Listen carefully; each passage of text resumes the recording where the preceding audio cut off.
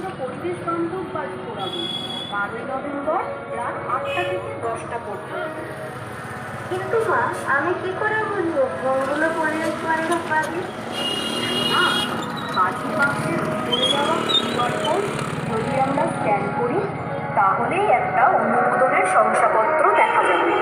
এটা দেখেই আমরা বুঝতে পারবো বাজিগুলো পরিবেশ বান্ধব কিনা। শুধু এইবারই নয়, চল আমরা সবাই প্রতিজ্ঞা করি আগামী দিনেও শুধুমাত্র পরিবেশ বান্ধব বাজি পোড়াবো।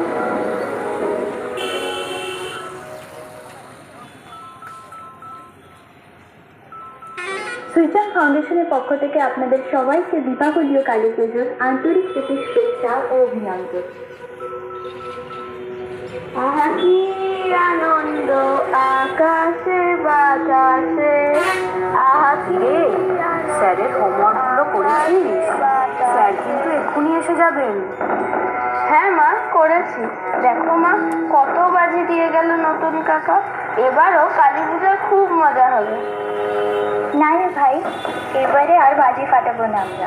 আমাদের অনলাইন জিওগ্রাফি ক্লাসে একটু আগে এই নিয়েই কথা হচ্ছিল। এমনিতেই বাজির ধোয়ার জন্য